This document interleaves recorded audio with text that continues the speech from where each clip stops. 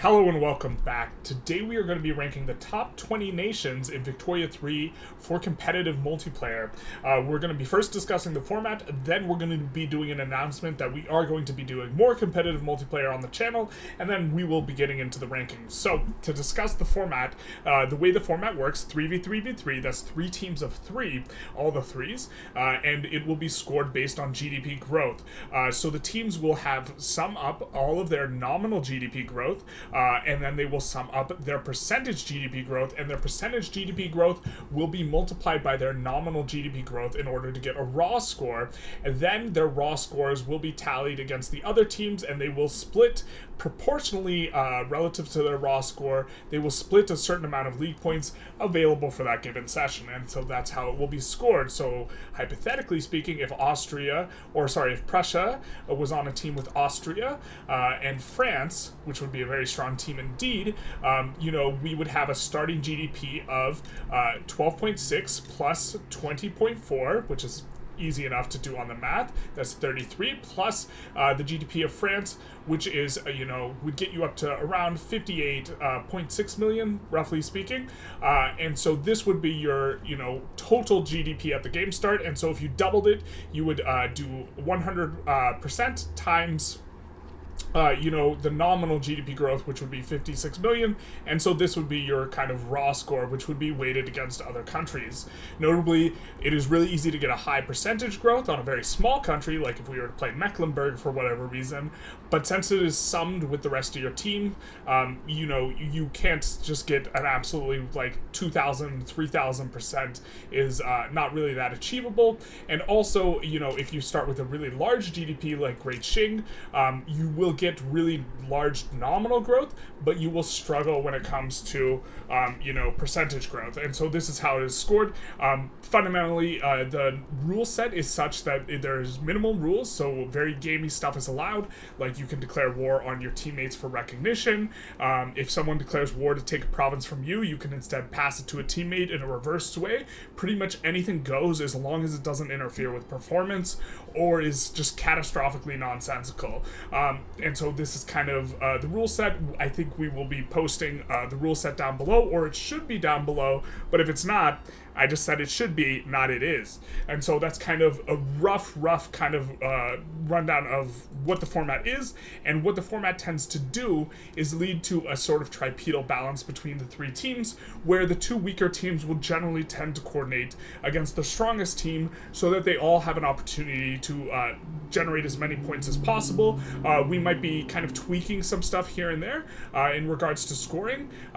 As far as the league goes, tentatively there's 2 ways we might score this, which is just summing all of your scores that you get throughout several sessions, over the course of entire patch 1.5. This is the patch 1.5 season. And the second way we might do it is your top 3 performances might get summed together, which rewards more very, very strong performances and less, just being in there consistently. Speaking of, we are announcing that we are starting 1.5 season 1 week from today, which should be on the 28th, will be the first day that we start to bring in the 1.5 season. If you want to sign up, you just need to go to the Discord link below, go to the LFG section and type "I will take the ring to Mordor." It will be on a first come, first serve basis entirely, with future weeks being a first come, first serve, in particular giving weight or priority to people who have not played yet. And so that's the format, that's the announcement. Let's get into the rankings here. So in 20th place, we have Denmark, which has got a very interesting start because they have 2 subjects. They are both personal unions, but you can reduce autonomy with them at game start to actually get the Confederation of the Rhine event, and you can organize the Confederation. This is going to be something that I'm keen to see how it plays out over the course of patch 1.5, but I think that this is going to be a strong mechanic that is going to allow players to really mess around in Germany, and it is going to maybe tie stuff up in the air. I haven't really thought exactly how things are going to happen, but what it does is you can now, confederate, form the Rhine, New Dawn for Germany, and now you have a subject that is Confederation of the Rhine, Further, on the Confederation of the Rhine, you can vassal feed them, effectively speaking. So you can now protectorate, let's say, Hanover, and then Hanover you can have Schleswig-Holstein, or whatever this should be Confederation of the Rhine. You have Confederation of the Rhine instantly annex all these things. And so once you have them as a puppet, this really allows you to accrue a lot of stuff, and then you eventually annex Confederation of the Rhine and generate, a lot of growth, a lot of annexation at a relatively low infamy price for Europe. And so Denmark being in this weird, unique position while simultaneously being able to form Scandinavia, I think is interesting, but ultimately, I have to imagine they're not going to be that strong. We have them at 20th place. They have a really weak GDP start. They have a really huge potential for percentage GDP growth. But, picking someone who's 2-3 million starting GDP and has a much better, resources and this type of stuff, much more population, is probably going to be greatly preferable. And Denmark is mainly just in here kind of as an interesting placeholder because they can form the Confederation of the Rhine immediately. And maybe there's some sort of stuff going on here, like maybe you pair well with Russia because you can transfer Finland and form Scandinavia, something like this, but overall it's going to be a pretty weak nation. In 19th place, we have Persia. Persia got massively buffed with a ton of resources, so we might be kind of under appreciating Persia, where now all the resources are really good. You have tremendous mapping. Unfortunately, you start off with pretty bad technology, and the amount of pops you have is not just overwhelming in all of Persia. You only have 6 million pops, and so starting as something like Korea, which also has really good mapping, would probably make more sense than picking Persia. Persia does have an interesting location though, and they have pretty good mappy, so maybe you can make something happen here, but overall not going to be that strong. In 18th place, we have Brazil. Now, Brazil is going to pair pretty well with countries that can kind of exodus pops out to it because it has fairly good resources that it can make use of, and notably, you're going to get a small GDP bump just off the back of your 2 opening wars, and so this is going to feel pretty nice. You will automatically incorporate these 2 guys, but they are not counted in your starting GDP, but they're really not that big. You can make some moves in South America. You have stuff like provinces like Minas Gerais is relatively okay, but as far as New World countries go, probably going to be the second strongest. You can make an argument for Peru, Bolivia, but overall not very strong. We have Brazil in 18th place. In 17th place, we have 2 Sicilies. Being able to form Italy is a very nice one, but 2 Sicilies does not really have very good provinces as far as, local prices go, and so it'll be hard to generate a lot of economic growth, and just generally speaking is not going to be the best choice if you want to form Italy. In 16th place, we have Korea. Now, it's important to emphasize that as far as kind of these unrecognized countries go, stuff like Korea is going to be a lot better than Persia, not just because, their land is generally better and you have extraordinary mappy, including Gwanbuk, which has it's a rainbow state, it has every single mineable resources, you're going to be able to build everything here, but specifically, you have exactly 5 provinces as Korea, which means you can have a GP full annex you, and then release you, which is very much allowed in 3v3v3, and if they full annex and release you, you will be released with their technology and their institutions. Now, if you're released with a ton of institutions, you're going to have problems with your government administration. You're also going to have a bunch of turmoil from radicalism unless you reset your turmoil with a revolution, which is risky. But Korea is probably the best country you can full annex and then release with just one single war at game start.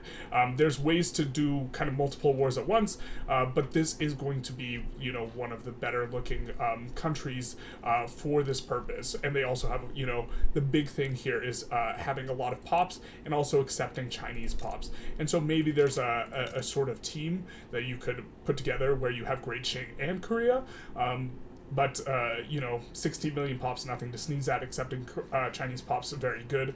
But overall, we have Korea here in 16th place. In 15th place, we have Sweden, which is going to generally look better for, forming Scandinavia, especially paired with Russia, you only have to go through Denmark. It's very, very easy. And when you are playing as Sweden, now in the new game mechanics, you can reduce autonomy. They're not guaranteed to accept it, but this combined with like reverse swaying Russia to give you Finland means you can form Scandinavia extraordinarily quickly now in patch 1.5. And so Sweden is going to be a consideration.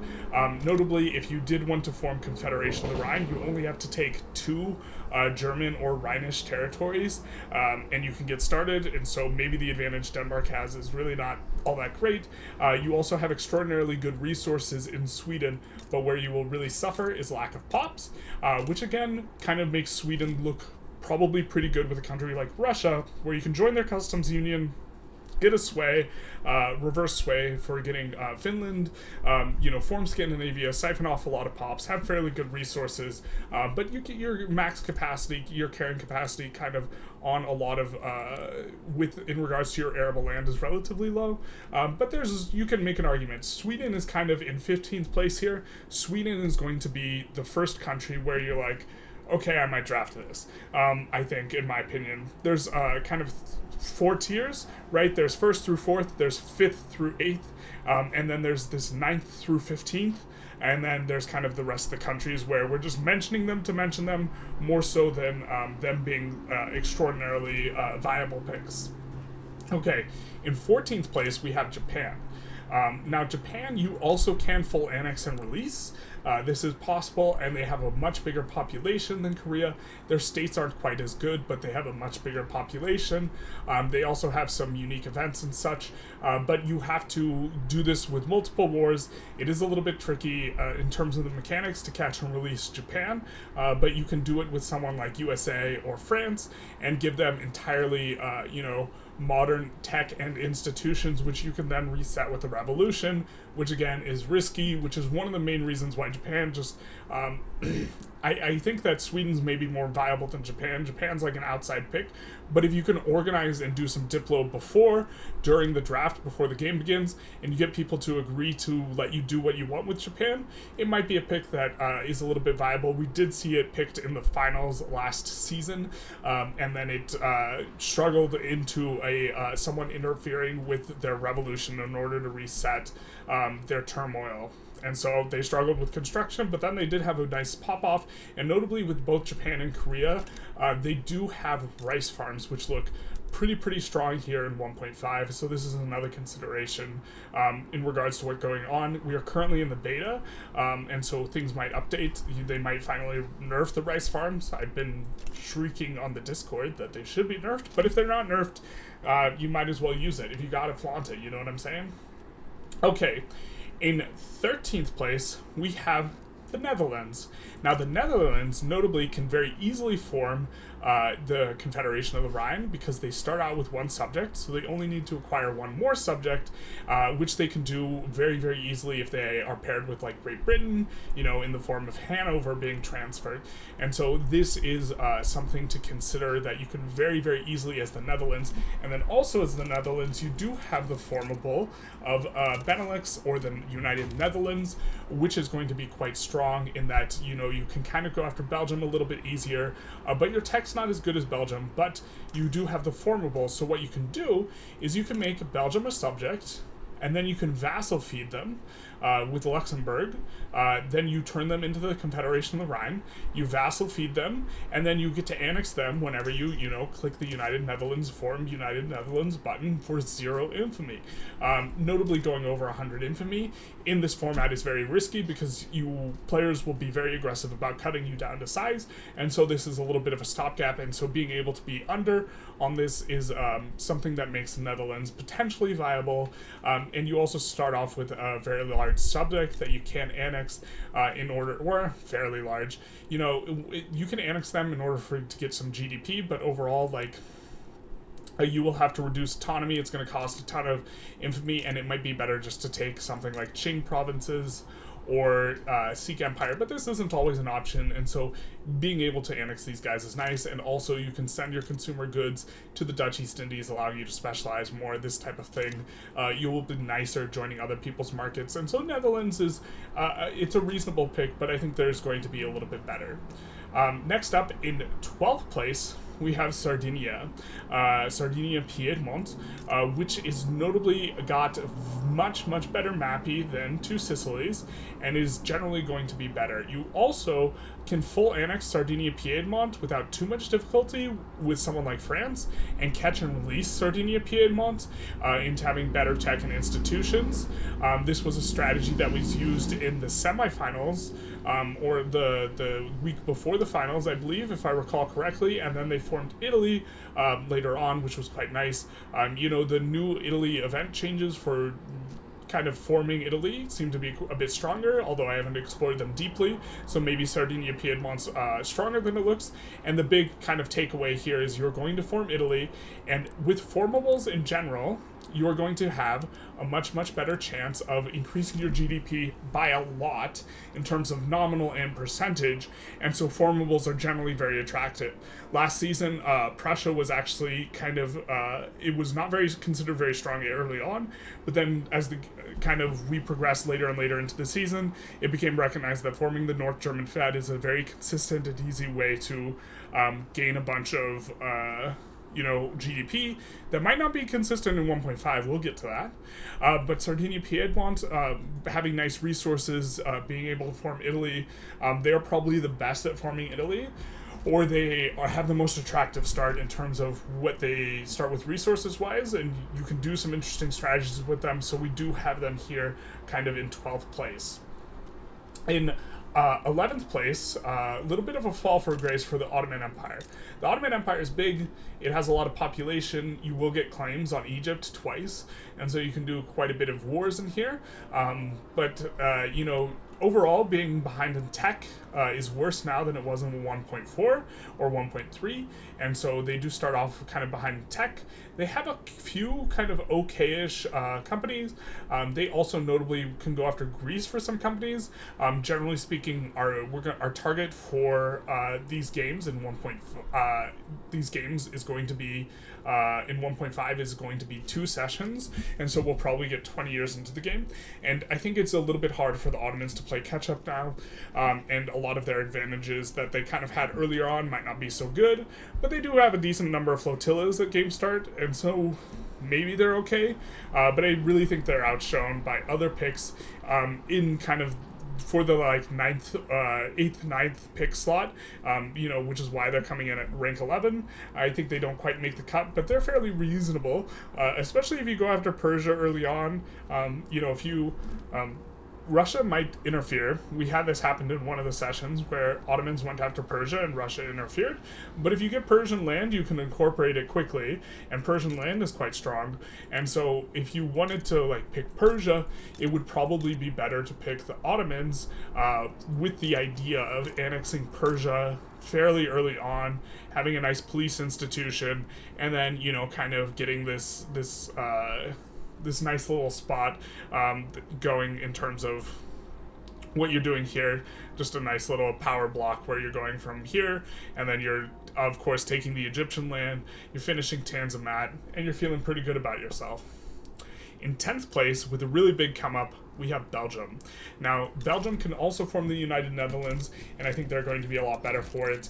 And I think what you're going to want to do is you're going to want to subjugate, as Belgium, you're going to want to subjugate the Netherlands, and then immediately you will be able to form the the Confederation of the Rhine, and then you can vassal feed, and then you can, eventually do the United Netherlands and eat your vassal for 0 infamy after feeding them stuff like Hanover and all these little guys up here and this sort of thing. And so Belgium's really attractive on top of Belgium has the best starting tech. They're tied with the best starting tech. They have a really, really strong Mappy state in Wallonia. They have a really low starting GDP, which means you'll get really good percentage GDP growth. And they also start off with conscripts, or the conscription law, unless they changed it, which is going to make it so that they have a deceptively strong army because they have skirmish and can immediately conscript up a whole bunch if they're inside someone's market, especially if they're bankrolled.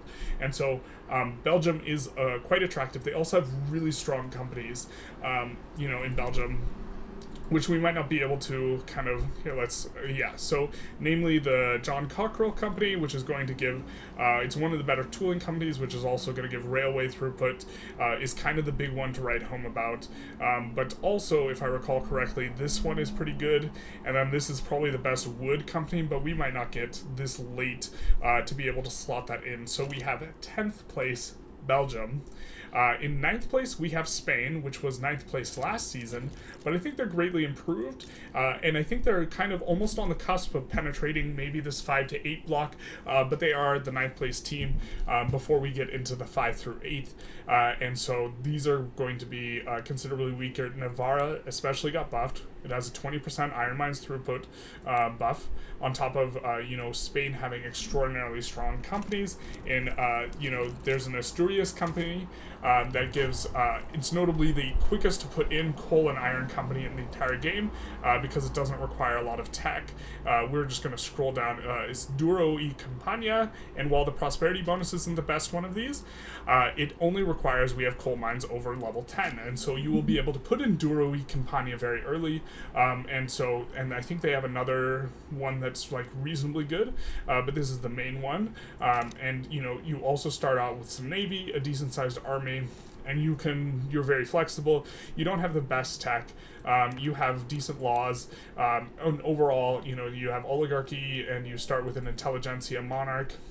It's very, very, very playable and smooth with Spain, and also you can, of course, annex subjects, and you do have a formable in the form of Iberia, although it does require, if I recall correctly, pan-nationalism, not just nationalism, so it is a ways off, but you can almost certainly get this in the second session, and so having this idea of having this nice bump eventually with Portugal, going after them with Spain, it, just kind of a solid pick, I think. So next up, we have Prussia. Now Prussia, like the loud car outside, has a bit of a problem now. Prussia was kind of very, very strong appearing last season, but now Hanover, if we swap to the UK, we can see that Hanover will not necessarily go Prussia's way eventually, and it's less clear because you can just reduce autonomy in Hanover, and they accept, and then they become a puppet rather than personal union, which means they will not be lost when good old George dies. So when good old George dies, you stay with Hanover. And so this is going to make forming the North German Fed a lot more difficult, or at the very least, a lot more annoying. You will have to negotiate with the Great Britain player who may be amenable, or they might be trying to form a Confederation of the Rhine. And so I think it will be a lot harder to navigate as Prussia, but Prussia does have extraordinary resource states. They have gotten stronger, relatively speaking, as a result of these states. They don't have extremely good companies, but the combination of being able to form stuff and also, having this going on is going to be nice. And I believe Prussia as well can form the Confederation as the Rhine, if it's not already formed. I'm not 100% sure on this, but it might be, we can't form it because it exists, so this is a little bit of a problem.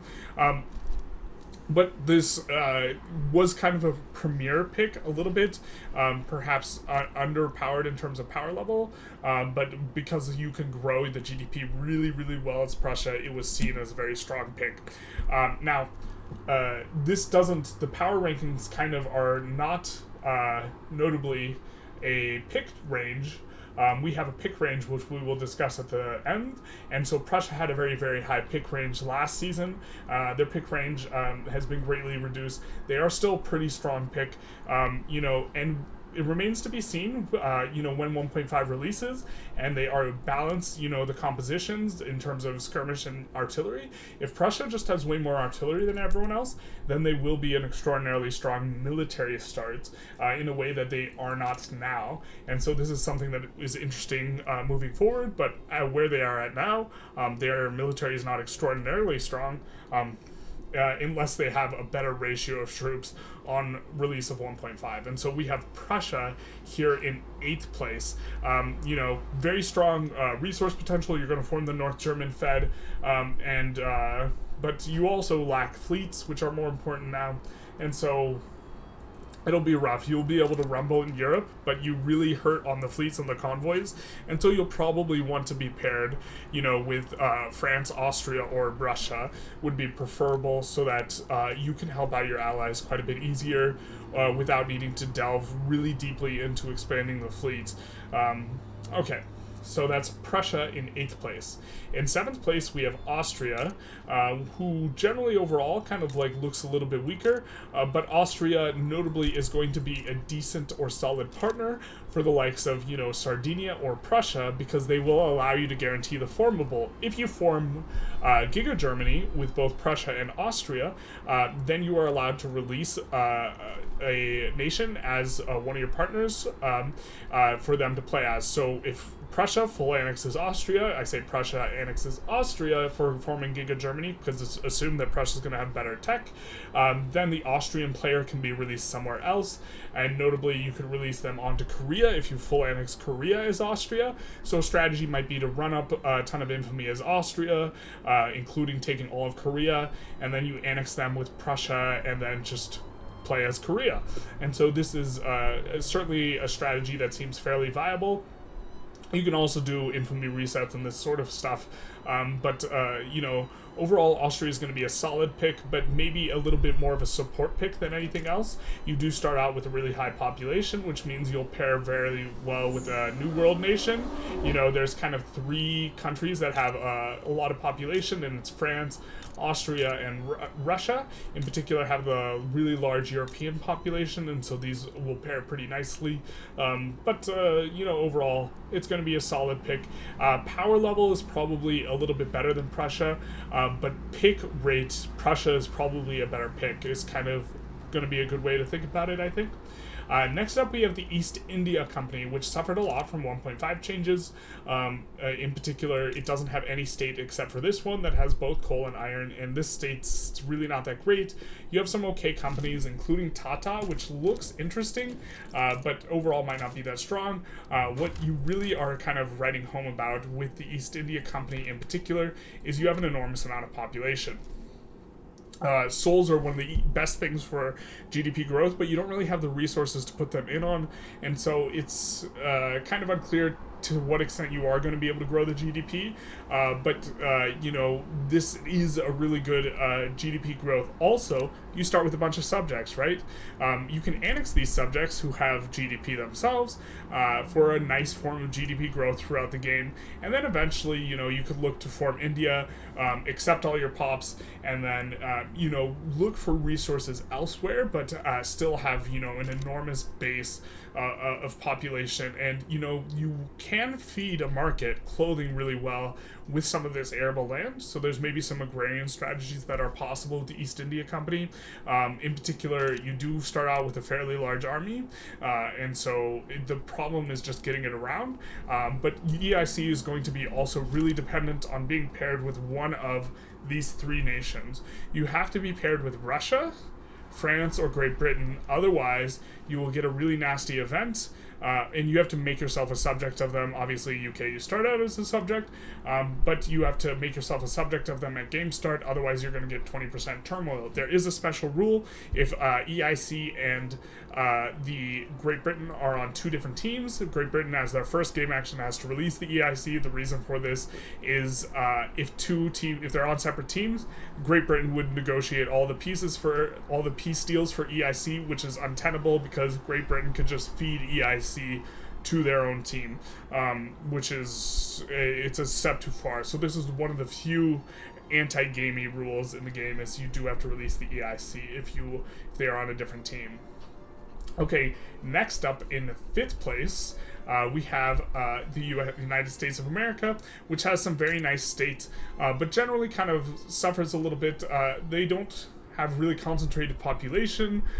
They have performed really, really low or really, really poorly last season. Is really more of a ramp-up country, and so the first 10 to 20 years aren't going to really be that strong, generally speaking, and so it kind of suffers a little bit. But you do have a lot going on for you, and a lot going on for you in terms of resources. Your companies in the USA look really, really good, except you're probably not going to get to slot in Standard Oil with the time frame that the game is played in, and you have enormous pop attraction, and you can make use of that if you pair with someone like Russia and you join their market, or you join the UK's market, something like this, and there's maybe interesting pairings. Notably, they are changing migration a little bit, where it seems like you can get migration from discriminated pops, and so USA plus Qing or USA plus EIC might become an extraordinarily attractive combo. The United States does start with tier 1 tech, so they do start with skirmish infantry, which is pretty significant if you're going to rumble at game start, and so we have the United States as the last of the kind of 5 through 8 countries, which is kind of forms a block, and now, which it wasn't the case last season, I think, in terms of the power rankings, but now we have kind of like this 1 through 4 and then 5 through 8 situation. In fourth place, and I'm uncertain if this should be a fourth or a third, we have the United Kingdom, which is greatly improved by the changes made to Navy. The United Kingdom has performed well economically every single time in 1.3. Even when they had to release the EIC, they look relatively attractive. You know, you can annex your subjects for GDP. They will pay you tribute, which makes it so you can afford more construction. And they also allow you to specialize more by having a really big market. You have really good resources in terms of mappy states, and you can build up and industrialize very well. The reason why Great Britain was really struggled or really performed poorly last season was they were very vulnerable to multi-landings. Remember, there's virtually no rules, and so what you used to just do is you just put in 12 landings on the home counties, and one of them would get in, and they would be extraordinarily easy to enforce on. And now the UK can defend themselves, which is very, very significant in terms of last season to this season. The United Kingdom is having a huge come up. They also have strong companies, relatively speaking, or at least one strong company in the, what is it here? Not this one. Where is it? We will have to scroll down just a second. It's fairly close to the bottom if I recall correctly, exactly where it is, which I, of course, kind of do. This is the company. They have to have Bessemer process, which you can research second, and you will have access to, you know, a very strong iron and coal company. You also have a huge fleet at game start, which in this current iteration of the beta is not that useful, but I assume this will be extraordinarily useful. You will get to throw your weight around, and you will be a very, very flexible pick, and you will be a pick that's able to support a lot of things. Notably, the Hanover situation is going to cause you to become, you know, a pretty good pair with a lot of countries. You know, you're a good pair with the Netherlands because you can feed them Hanover so that they can immediately form Schleswig-Holstein. You're going to be a good pair, you know, for similar reasons with Belgium because you can, again, feed them Hanover really easy, basically allowing them to annex them with zero infamy and zero turmoil and this sort of stuff, and they'll already be incorporated. You pair really well with the EIC because the EIC needs a buddy. You know, you pair, it's just, you should be able to support most people who have overseas problems, like Great Qing with your Navy. You should be able to support once the navies kind of work a little bit better than they do in the 1.5. You should be able to support the USA really easy. You should be able to defend yourself really easy, you know, because you're obviously an island. You're not in this scrum with Austria, Prussia, Russia, and France, where you are vulnerable on the land front, so you can kind of pick with anything and defend what are otherwise can be vulnerable picks in a variety of ways. And so I think the UK is not only like a lot stronger, but is also a lot more flexible and is probably going to go, you know, either first or second. Probably second in a lot of drafts. We have them in fourth place on power rank because, you know, while they have a strong military and they also are do have this huge flexibility, which maybe makes them really good on pick order. In terms of power level, your ability to grow your GDP is going to be a little bit stunted. You have a smaller population. However, if you're allowed to siphon off EICs, well, EIC might leave you. But if you can siphon off from a lot of your subjects, maybe this is a little bit better, and we're kind of don't need to do this. Also, if you have to release the EIC, this will hurt your GDP really a lot in the short term and a little bit in the long term, and so it deflates your GDP a little bit, which is some level of concern. But we do have Great Britain here as the rank 4. And next up, we have in rank 3, we have Russia. Russia notably has absolutely insane states. They have some of the best states in the game for the very early game, which is where you are with the first 10 to 20 years. Wow, trade agreement with Qing already? Hell yeah, brother. And, you know, notably pointing out Perm. Perm has iron throughput and logging throughput, and on Russia you also have an enormous population, which is going to make you pair really well. And one downside of Russia is you don't have that good a tech, but you can also cheese getting into being laissez-faire very, very quickly with your heir, who you can put in, and so you will have these really good resources, really good pops, very solid companies that are kind of hard to swap in initially. You have the very best wood in the game. Wood is the best resource in the game, especially in the early game, and so it's going to, Russia just really, really stands out as being particularly strong and is also flexible, and also will pair well with, you know, the people adjacent to it, you know, Great Qing. It's the one of the few kind of premier GPs bordering Great Qing, you know, and also with Prussia and Austria having another front to develop like either of these wars. Strategically, it's nicely located. You also start out with a pretty big navy, and so Russia is going to look really, really, really strong. In second place, we have Great Qing, which was, it's an interesting one because it's gone unpicked in a bunch of drafts, and the reason why is it's very vulnerable to being picked apart at the beginning of the game because you have a very, very weak military. However, now that you can station troops at your allies' HQ, perhaps Great Qing is going to be really easy to defend because they will have to now come into European troops when they try and land a Great Qing, because you will have allies stationing troops in your HQ. So first of all, you can defend way better. But the reason why Great Qing is an extraordinary performer is because you have a massive amount of pops, and you will just be able to explode in growth. You have very strong states, especially in Manchuria, and also now there are going to be new tools available to you, also in Yunnan, and Shaanxi, of course, the resource state, the very best one in the game, probably. You are going to have new resources available to you in the form of reverse sways, and you can reverse sway your way into or you can reverse sway away war goals. So if someone has a war goal to conquer Beijing, then you can just give it to an ally in the form of a sway, or use reverse sways to also do this. And so this is going to be, or your ally uses the reverse sway, so you don't have to use as many maneuvers, and so it will be harder to carve up Great Qing at the beginning, both, you know, mechanically because their allies will defend them, but also because you will have more tools. You can also notably like release subjects, and this is another kind of gamey thing. So if someone says, hey, as a war goal, we're going to release Yue, then you, before you get enforced on, can release as a subject country Yue, and then you can look to annex it later. And so this is another strategy that you can use to defend, but the really big thing to write home about is the pops. You are really far behind in technology. This is a little bit of a concern, but you can also go agrarianism very early, and so you are not as vulnerable to having low MAPI and bad tech as other unrecognized countries are. Notably, like the two countries that were kind of high up that were unrecognized, Japan and Korea. With these countries, you can, or start with traditionalism rather, with these countries you can catch and release. Ottomans you cannot catch and release, and so maybe Ottomans are a little bit worse. Persia, you can do corn laws, but China, you can go agrarianism, which I think is going to be meta for China, which of course leaves in first place France.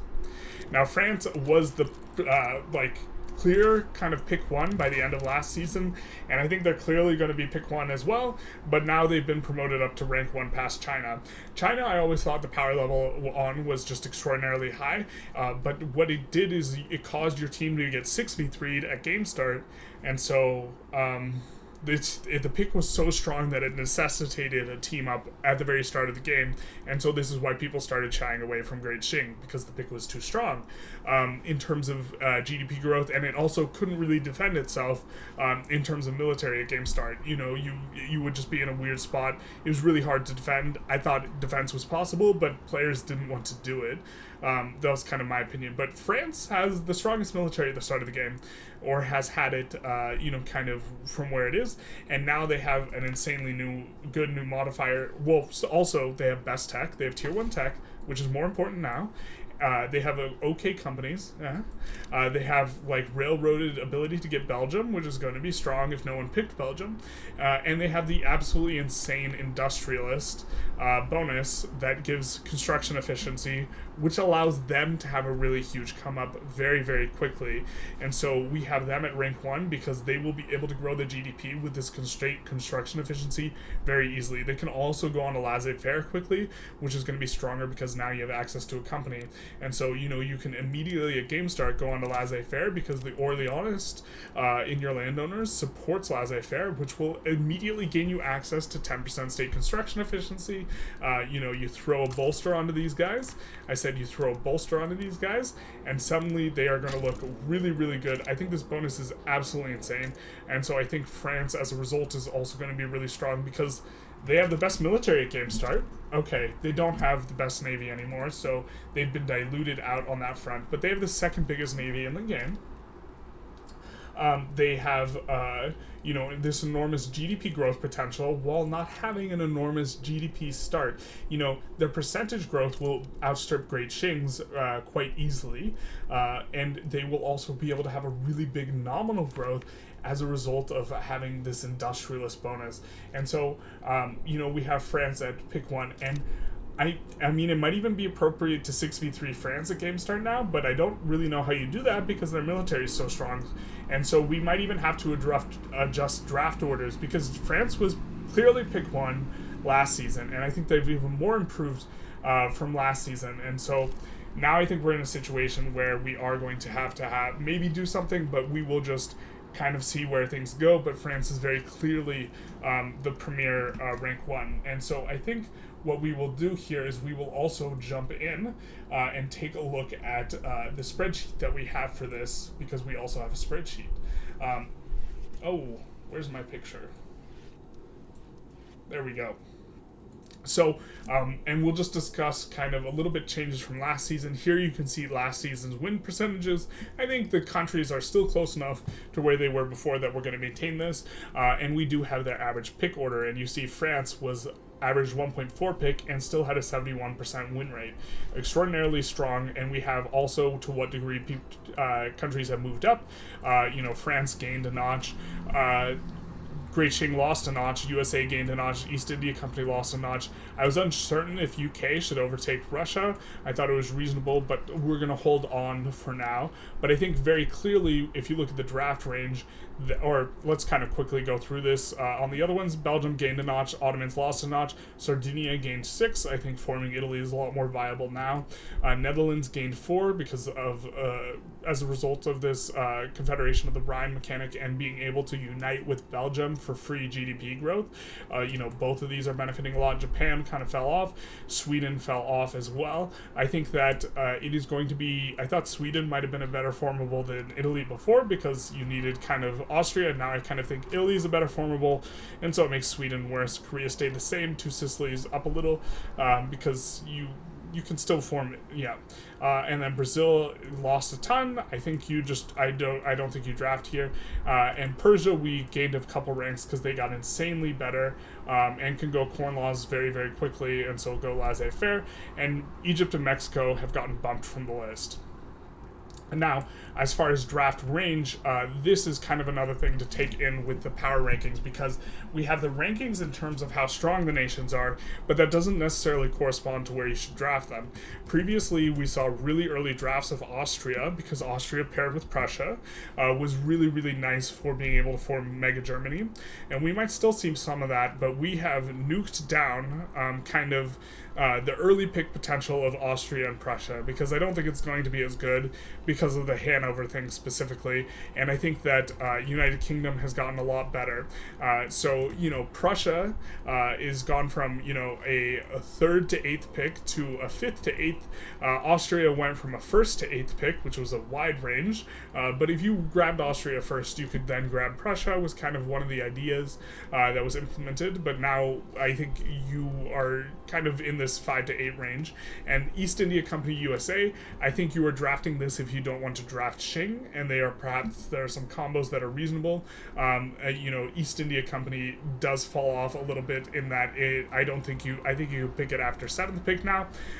USA, I think you can pick a little bit earlier. I think it got a little bit stronger, which of course is why I moved up. United Kingdom, I think you don't leave United Kingdom on the table as often as you did, and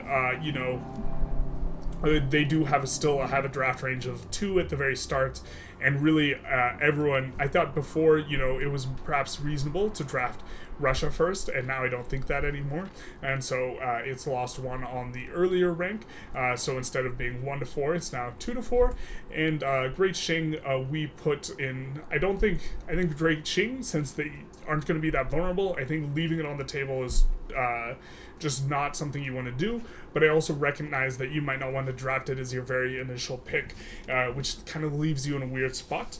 In France, I think you just absolutely have to first pick now. Outside of trading for picks, something like this, in which case you wouldn't have first pick anymore. I think first pick's going to be France every time. I think they're really, really, really strong. Great Qing, the fact that you can defend them is why I think that I thought it was insane they went undrafted before. I'll think it's even more insane now, but players can disagree with me. This is the draft order we've been using and we'll probably use. It's 1, 2, 3, 3, 1, 2, 2, 3, 1, with first pick also getting the 9th pick. And so I'm guessing we will see a lot of teams with France, which is the first pick, Spain, which is the kind of the presumable 9th pick, and X. If people leave Qing on the table for the France team to last pick, that'll be crazy. But it might happen. So we will see exactly how things shake up. Again, just wanted to remind anyone, you can go in the Discord and say, I will take the Ring to Mordor if you want to sign up for next week as of the release of this video. And this has been kind of a little bit of a power rankings of the top 20 countries, for competitive multiplayer going into 1.5. Things might change, or things are almost certainly going to change, especially as we see how strong, how important having a strong navy is. The United Kingdom might overtake Russia. I think this is fairly probable, or I was really on the fence which one was going to be where, but I really do think it's kind of this 1 through 4, this 5 through 8, this 9 through kind of 15, and then nothing else is really viable, I don't think. I don't think you can pick, maybe you can pick Korea, but I don't think you're picking these other things. And so I hope you enjoyed. I hope you come out to see. We're going to be streaming these 3v3s. They're going to be fun and exciting. And other than that, or do the YouTube algo stuff. And other than that, have a good day, everybody.